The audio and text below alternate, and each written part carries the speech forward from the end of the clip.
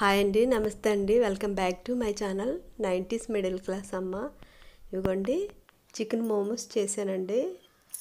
మంగళవారం నిన్న చేసిన వీడియో అండి ఇది. సండే చికెన్ తీసుకొచ్చినప్పుడు అందులో కొద్దిగా తీసి పక్కన పెట్టుకున్నానండి.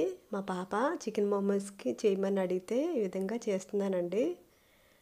ఇదిగోండి ఒక 4-5 ఎండుమిర్చి తీసుకున్నాను. అలాగే 2 టమాటాలు ఈ విధంగా కట్ చేసుకొని ఈ విధంగా ఉడికించుకొని ముందు చట్నీకి ప్రిపేర్ చేసుకుంటున్నానండి. మోమోస్లోకి చట్నీ చేసుకోవడానికి ఇదిగోండి ఉడికించిన వాటిని ఇలా తొక్క తీసేసి టమాటాలు ఉడికించుకున్న ఇదిగోండి 5 వెల్లుల్లి రెబ్బలు వేసి మిక్సీ పట్టుకుంటున్నానండి.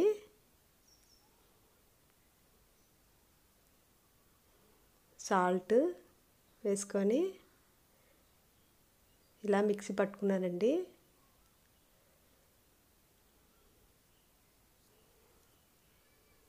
ఇదిగోండి కొద్దిగా కళాయిలో ఆయిల్ వేసుకొని 1 టేబుల్ స్పూన్ ఆయిల్ వేసుకొని ఈ మిశ్రమాన్ని అందులో వేసుకొని ఉడికించుకోవాలి.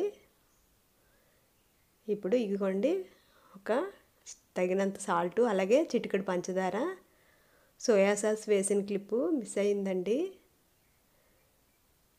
సోయా సాస్ కూడా 1 టేబుల్ స్పూన్ వేసుకున్నాను.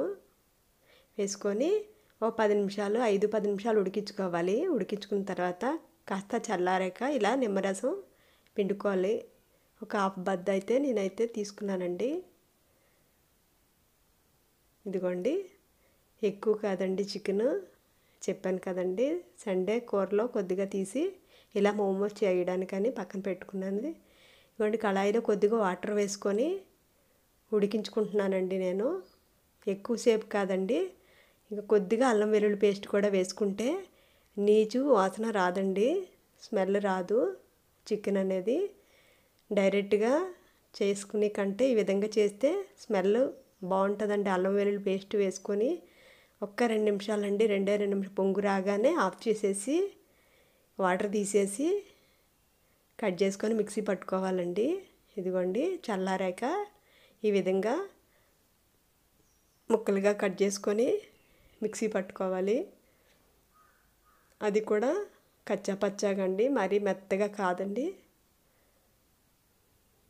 పలసిచ్చుకొని తీసుకోవాలండి చికెన్ని. ఇవ్వండి నేను ఎంతైతే చికెన్ తీసుకున్నానో అంతే క్వాంటిటీలో కొత్తిమీర, అలాగే ఉల్లిపాయలు, పచ్చిమిర్చి అయితే ఒక 4 వేసుకున్నానండి. అలాగే వెల్లుల్లి రెబ్బలు ఒక 4 గుడ్లు తీసేసి ముక్కలుగా చేసుకుని వేసుకున్నాను. అలాగే తగినంత సాల్ట్, అలాగే ఇవ్వండి మిరియాల పొడి, అలాగే గరం మసాలా పొడి, ధనియాల పొడి, కారం తగినంతండి. 1 టేబుల్ స్పూన్ ఆయిల్ వేసుకొని బాగా కలిపి పెట్టుకోవాలండి అంతా.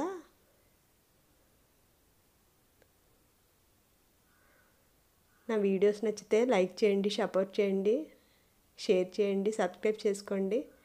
ఇగోండి అలా కలిపి పెట్టుకున్నానండి. తర్వాత ఇగోండి పిండికి కప్పున్నర మైదా తీసుకున్నాను. తీసుకొని కొద్దిగా సాల్ట్, ఆయిల్ వేసుకొని మనం పూరీ పిండికి ఎలా అయితే చేసుకుంటామో ఆ విధంగా కలిపి పెట్టుకోవాలి.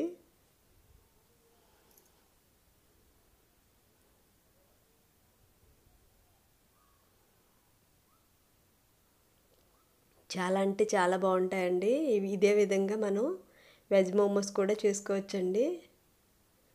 క్యాబేజీ, కాలీఫ్లవర్, క్యాప్సికమ్, క్యారెట్ ఇవన్నీ వాడి చేసుకోవటం చాలా బాగుంటాయండి. అవి కూడా బీన్స్ ఇవ్వండి ఈ విధంగా కలిపి పెట్టుకోవాలి పిండి.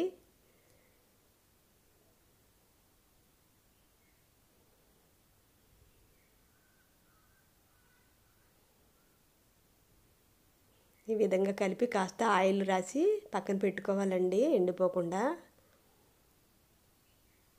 ఇదిగోండి చిన్న చిన్న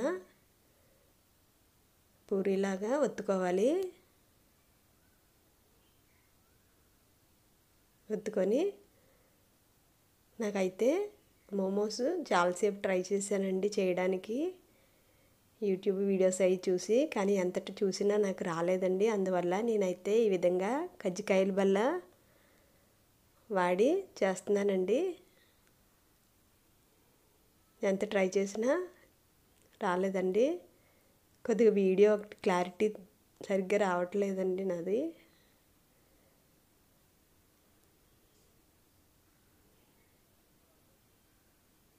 ఈ విధంగా చేసుకున్నానండి. నేనైతే చాలాసేపు ప్రయత్నించానండి మోమోస్ చేయడానికి.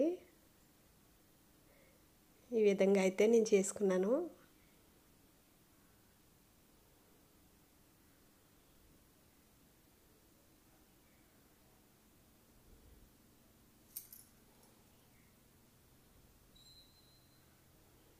తప్పకుండా లైక్ చేయండి, షేర్ చేయండి, సబ్స్క్రైబ్ చేసుకోండి నా ఛానల్ని. ఇదిగోండి ఆ చివర ఈ చివర కాస్త వాటర్ తడి చేసుకొని ఈ విధంగా కలిపేసుకున్నానండి. ఇదే విధంగా మోమోస్ని అయితే నేను తయారు చేసుకున్నాను. ఆకారం ఏదైనా మోమోస్ ఒకటే కదండి. చాలాసేపు ప్రయత్నించానండి, నాకు రాలేదు. ఇదిగోండి రకరకాలుగా చేశానండి. ఇదిగోండి ఇవి ఉడికించుకోవడానికి స్టవ్ మీద ఇలా రైస్ కుక్కర్ గిన్నె పెట్టుకుంటాను. ఇందులోనే ఇడ్లీ కూడా కుక్ చేస్తానండి నేను. ఇలా చిల్లులు గిన్నె ఉంటుంది కదండి, కొద్దిగా ఆయిల్ స్ప్రెడ్ చేసుకోవాలండి. ఈ విధంగా చేసుకొని ఇలా ఆయిల్ స్ప్రెడ్ చేసుకుంటే మోమోస్ అనేవి అతుక్కోకుండా వచ్చేస్తాయండి. మనం ఉడికించుకున్న తర్వాత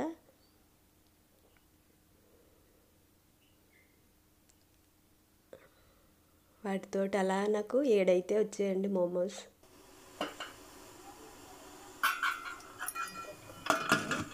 ఈ విధంగా మూత పెట్టుకొని ఒక 20 నిమిషాలు అయితే ఉడికించుకున్నానండి నేను. ఇవ్వండి ఉడికిన తర్వాత మనం ఒకసారి ఇలా చెక్ చేసుకుంటే ఉడికింది లేనిది తెలిసిపోతుందండి. చేతితో టచ్ చేసినప్పుడు అతుక్కోకుండా వస్తుందండి, అంటుకోకుండా. ఈ చట్నీతో అయితే చాలా అంటే చాలా రుచిగా ఉన్నాయండి మోమోస్. లైక్ చేయండి, షేర్ చేయండి.